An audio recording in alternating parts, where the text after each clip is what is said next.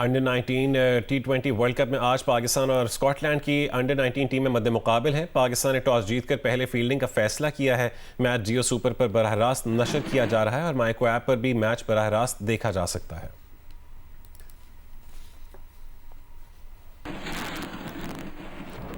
Chairman Pakistan cricket board ने T20 world cup के लिए पाकिस्तान टीम से मुतालिक तमाम तैयारियां रुकवा दी। ज़राए का कहना है कि टीम मैनेजमेंट को आइंदा के लाहे अमल के लिए बाद में आगाह किया जाएगा। इसी पर मज़ीद तफसील जानेंगे सोहेल इमरान से। सोहेल इमरान बताएगा कि टीम की तमाम तर तैयारियां क्यों रुकवा दी गई हैं?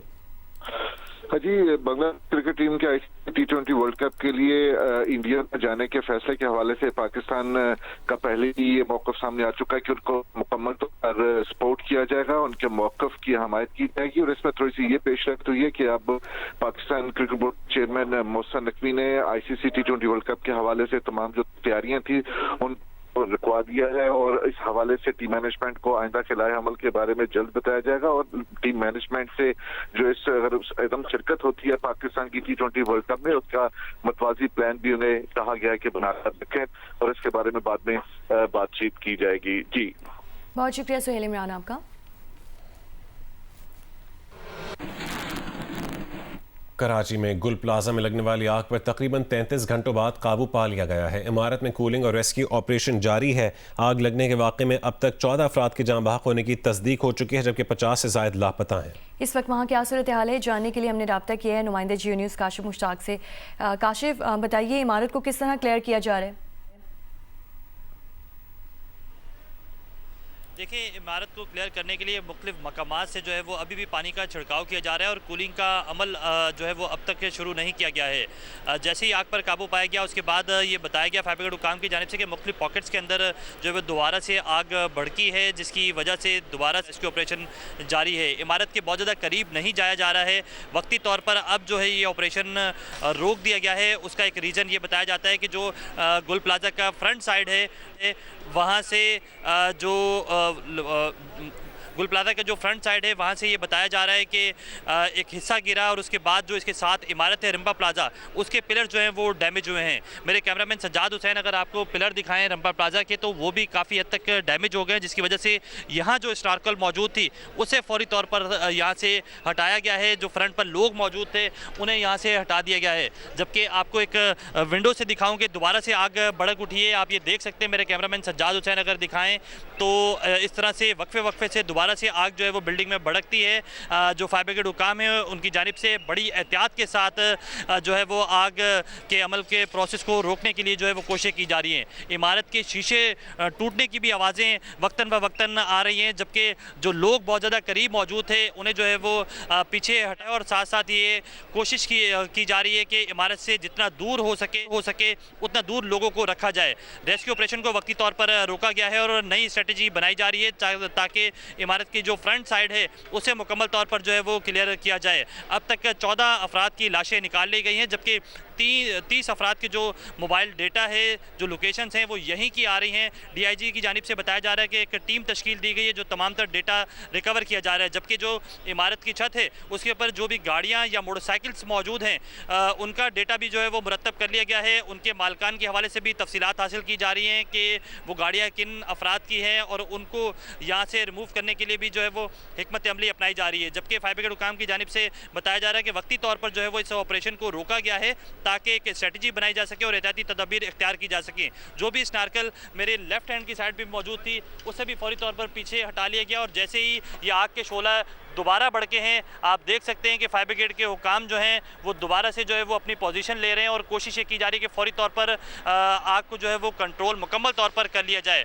हमारी इस हवाले से भी बात हुई कि जो वक्ती तौर पर सर्चिंग के अमल को यकीनी बनाया गया था उसे भी रोका गया, तो उसे दोबारा कब शुरू किया जाएगा। तो चीफ फायर ऑफिसर की जानिब से, पुलिस हुकाम की जानिब से ये कहा जा रहा है कि अब इमारत के करीब जाना काफ़ी ज़्यादा मुश्किल है, तो इमारत के करीब बहुत ज़्यादा नहीं जाया जा रहा है, चूँकि इमारत का ये सिर्फ फ्रंट साइड का एक हिस्सा जो है वो गिरा है, जबकि इमारत की बैक साइड के जो है वो 2 हिस्से मुकम्मल तौर पर गिर चुके हैं और इमारत काफ़ी ज़्यादा ख़तरनाक है, जिसकी वजह से कोशिश ये की जा रही है कि फौरी तौर पर जो है वो आग पर काबू पाने के बाद एहतियाती तदबीर इख्तियार करते हुए छत के रास्ते से जो है वो इमारत के अंदर दाखिल होने होया जाए और उसके बाद ही जो है वो इस रेस्क्यू ऑपरेशन को या सर्चिंग के अमल को आगे बढ़ाया जाए। तो काशिफ, ये छत के रास्ते जो आप कह रहे हैं कि दाखिल होया जाए, इसकी कोई हिकमत अमली बनाई गई कि किस साइड से? पिछले भी 2 हिस्से गिर गए, आगे का भी एक हिस्सा गिर गया, और अब आप कह रहे हैं कि साथ वाला जो रिम्पा प्लाजा है वो भी डैमेज हुआ है।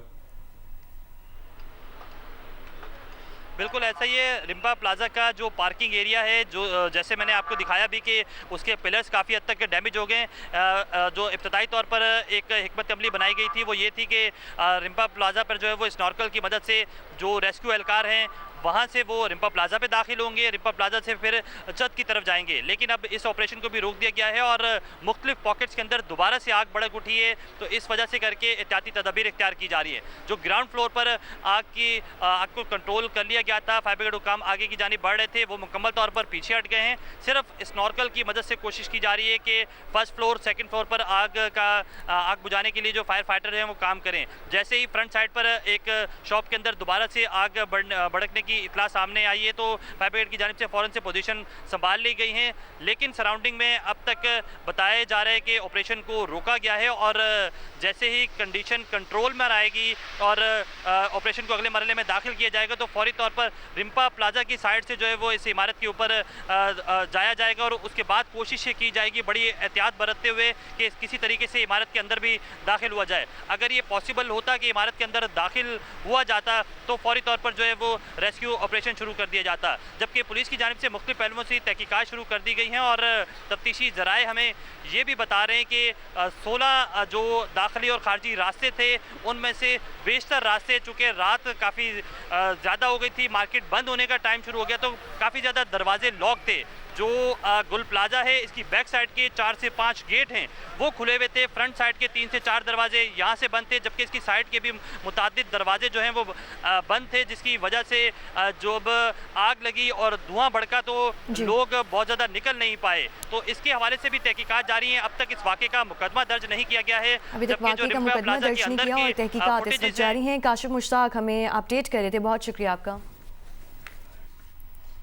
कराची के गुल प्लाजा में लगने वाली आग पर 33 घंटों बाद काबू पा लिया गया। अफसोस में 14 अफराद जाँ बहक और 18 जख्मी हुए। सरबराह कराची पुलिस के मुताबिक ताहाल 59 अफराद अब भी लापता हैं, जिनमें से 26 अफराद के मोबाइल लोकेशन गुल प्लाजा के अतराफ की आ रही है। दीगर अफराद की लोकेशंस की मजीद स्क्रूटनी की जा रही है। तफसीलात इस रिपोर्ट में देखिए।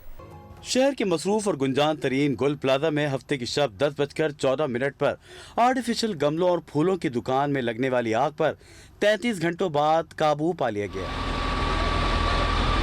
फायर ब्रिगेड हुकाम के मुताबिक प्लाजा में तकरीबन 14 से 16 दाखिली और खारजी रास्ते मौजूद हैं, लेकिन ये रास्ते इंतहाई तंग होने के बायस इनमें धुआं भर गया, जिससे रेस्क्यू ऑपरेशन मजीद पेचीदा हो गया। आग जो है वो फ्लेम हमने तकरीबन 80 से 90% जो है वो मुकम्मल तौर पे मुकम्मल ख़त्म कर दिया, लेकिन 10% जो है वो चूँकि अंदर इमारत में पूरे रॉ मटेरियल मौजूद है तो वो आग ज़रूर उसके अंदर कहीं कहीं पॉकेट्स में मौजूद है, जिसकी वजह से ये धुआं पैदा हो रहा है और ये कुछ हीट का भी धुआं है। और इमारत जो है वो मखदूश हो चुकी है, किसी हद तक आप देख सकते हैं दोनों साइड से गिर चुकी है और अंदर भी क्रैक्स आ चुके हैं, जिसकी वजह से ऑपरेशन में थोड़ी सी परेशानी का सामना है। रेस्क्यू 1122 के मुताबिक गुल प्लाजा में जारी रेस्क्यू ऑपरेशन के दौरान फायर एंड रेस्क्यू टीमों ने दीवारें तोड़कर दाखिल होने की भी कोशिश की, ताकि मुमकिन तौर पर फंसे अफराद तक रसाई हासिल की जा सके।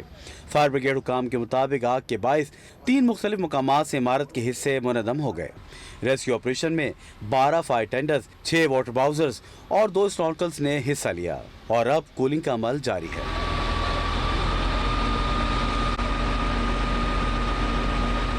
पुलिस की जानिब से लापता अफराद के हवाले से मुख्तलिफ अफराद से राब्ते किए गए हैं, जबकि तमाम अफराद की फैमिली से मोबाइल नंबर हासिल कर लिए गए हैं। पुलिस हुकाम के मुताबिक अब तक 26 अफराद की मोबाइल लोकेशन गुल प्लाजा के अतराफ से मिली हैं, जबकि दीगर अफराद की लोकेशंस की मजीद स्क्रूटनी की जा रही है। 14 अभी तक हो चुके हैं, 11 था, लेकिन अभी अपडेटेड फिगर जो है 14 मुझे बताया गया डीसी साहब की तरफ से।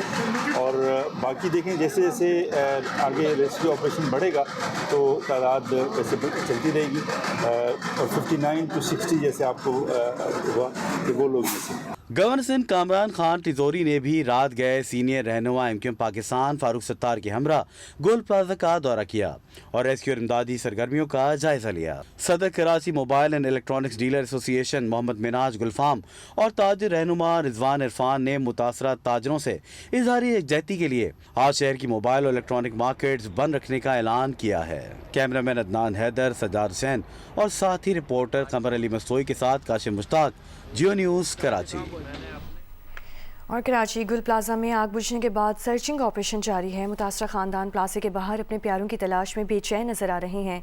अहले खाना की जानिब से कहा गया कि अब इंतज़ार नहीं होता, जल्द अज जल्द बताया जाए कि उनके प्यारे कहाँ हैं। नुमाइंदा जियो न्यूज़ शवाला असलम वहाँ पर मौजूद हैं, उनसे तफसीलात लेते हैं। जी शवाला। सानिया गुल प्लाजा को 36 घंटे से ज़ायद गुजर चुके हैं। अब भी कुछ ऐसी फैमिलीज़ हैं जो अपने प्यारों की तलाश उनकी जारी है। यहाँ पर जो ऑपरेशन है सर्चिंग का वो जारी है, लेकिन अभी भी बहुत सारी फैमिलीज़ इस चीज़ की मुंतज़िर हैं कि जो उनके प्यारे हैं वो कहाँ पर मौजूद हैं। अभी तक बहुत सारे लोगों को उनके प्यारों का पता नहीं चल सका। ऐसे हम इनसे बात करते हैं। हमें ये बताइएगा कि आपकी कौन है यहाँ पर मौजूद? मेरा बेटा है जी, 16 साल का है। वो परसों से मिसिंग है, अभी तक रब्ता नहीं हुआ कोई। अभी कह रहे हैं वो साइड पे मस्जिद है, उसके अंदर कुछ हैं अफराद, वो ज़िंदा हैं, लेकिन वहाँ तक अभी पहुँचे नहीं है ये। अभी एक लाश बंदा निकाला है, वो अंदर से हाथ हिला रहा था, लेकिन मैं तो वहाँ तक जाने नहीं दे रहे अंदर। किसी ने बताया कि है ज़िंदा है, वो अंदर हैं, कुछ निकल रहे हैं। जी, मेरा बेटा मोहम्मद उस्मान वल्द गुलफेज़ खान अपनी दुकान ही काम करता था, किसी के मुलाजिम था, वो बर्तनों की दुकान थी, उसमें काम करता था। कोई राब्ता नहीं था, कोई वो नहीं था, बस बैठे हुए यहाँ पे आसरे पे, अल्लाह के आसरे पे। अभी फ़ोन आया, बोलता है कि 40-50 बंदे अंदर मौजूद हैं। हर बंदा अपना बोलता है, अपना तो करता है, अपने लायक के लिए, अपने शहर के लिए झूठ बोलता रहता है। ये गलत बात है, ऐसा नहीं करना चाहिए। किसी के दुख दर्द के साथ नहीं खेलना चाहिए। जिस पे गुजरती है उसको पता है। ये यहाँ पर कोई ऐसी एक फैमिली नहीं है, बल्कि यहाँ पर मल्टीपल फैमिलीज़ ऐसी हैं जो अपने प्यारों के लिए काफ़ी ज़्यादा परेशान है। सर्चिंग का जो पूरा अमल है वो जारी है। अब जो ये फैमिलीज़ हैं, इनका मुतालबा इंतज़ामिया से है, हुकूमत से है कि जो लोग यहाँ पर फंसे हुए हैं, जो अब रह गए हैं, उनको यहाँ से जल्द अज जल्द निकाला जाए। वैसे ही पूरे प्रोसेस में बहुत ज़्यादा सुस्त रवि का जो शिकार है वो प्रोसेस हुआ है, लेकिन अब जो सर्चिंग प्रोसेस है उसको जल्द अज जल्द अमल में लाया जाए। जी, सानिया गुल प्लाजा वाक़े पर वज़ीर आला सिंध की सरबराही में अहम इजलास जारी है। तर्जुमान वज़ीर आला के मुताबिक इजलास में सीनियर वज़ीर शर्जील मेमन, सईद गनी, मेयर मुर्तज़ा वहाब, कमिश्नर कराची हसन नकवी और मुतालिका हुकाम शरीक हैं। चीफ सेक्रेटरी आसिफ हैदर शाह ने इजलास को गुल प्लाजा वाक़े पर ब्रीफिंग दी है।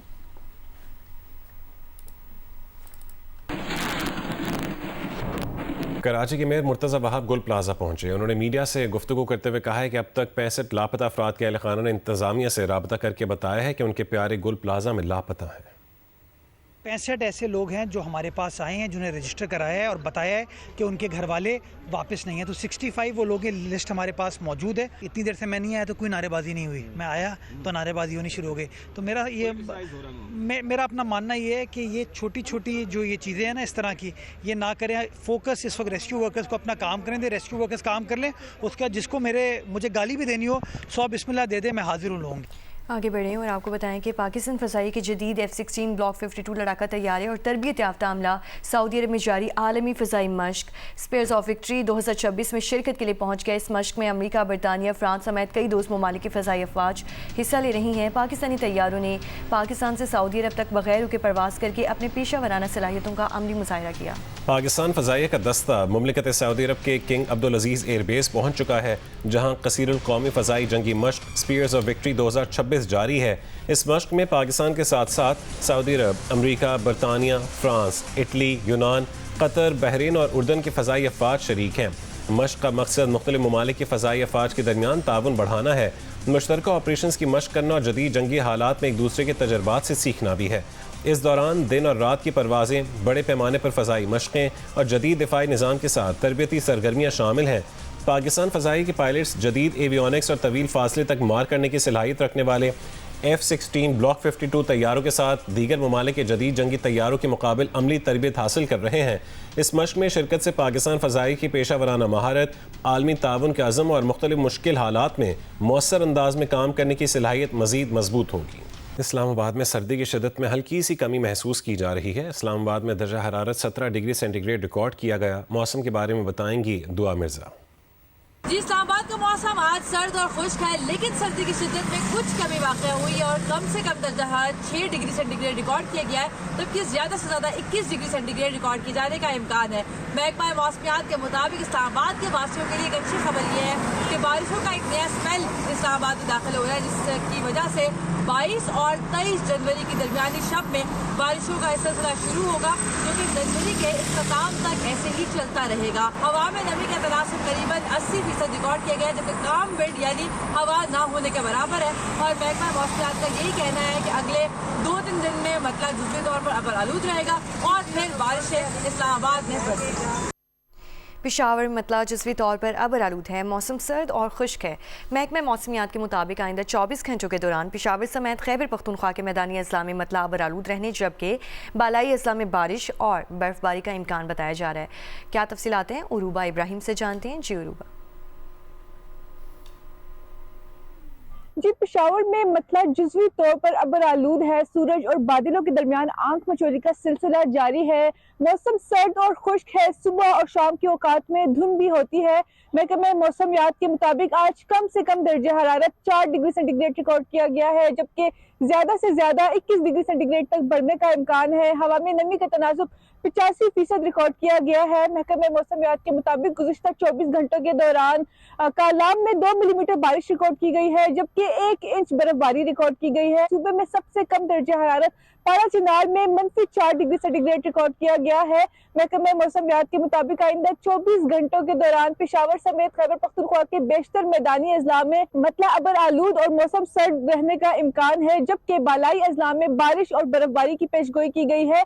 महकमा मौसमियात का ये भी कहना है कि 22 और 23 जनवरी से पेशावर में बारिश के इम्कानात हैं। जी लाहौर का AQI 396 रिकॉर्ड किया गया। लाहौर के इलाकों गुलबर्ग में AQI 760, कैंट में 664 और एयरपोर्ट के करीब 586 रहा।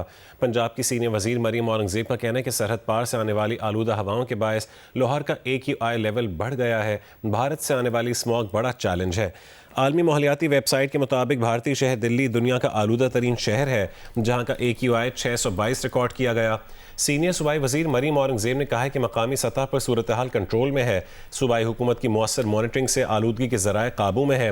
हुकूमत अलर्ट और मुतहरिक है। स्मॉग कंट्रोल रूम 24 घंटे फ़आल हैं। जदीद ड्रोन और CCTV से कड़ी निगरानी की जा रही है, जबकि भट्टों, सनती यूनिट्स और गाड़ियों से धुएं के अखराज पर सख्त एक्शन लिया जा रहा है। उन्होंने शहरियों से अपील की है कि वो गैर ज़रूरी तौर पर घरों से निकलने से गुरेज करें और मास्क ज़रूर लगाएं।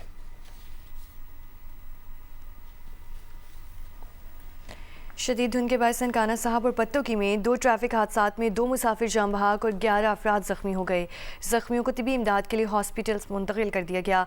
रेस्क्यू 1122 के मुताबिक ननकाना साहब में रोड पर धुंध के बायस बस और कार में तसादुम में 2 अफराद जाम बहक और 5 अफराद ज़ख्मी हो गए। कसूर के इलाके पत्तोकी में नेशनल हाईवे पर मलावाला बाईपास पर ट्रक और मुसाफिर वैन यू टर्न लेने वाली क्रेन से टकरा गई। हादसे में 6 अफराद ज़ख्मी हो गए, जिनमें से 2 को मौके पर तिबी इमदाद फराहम कर दी गई, जबकि 4 को तहसील हेडक्वार्टर हॉस्पिटल पत्तोकी मुंतकिल कर दिया गया। मुसाफिर वैन बसीरपुर से लाहौर जा रही थी।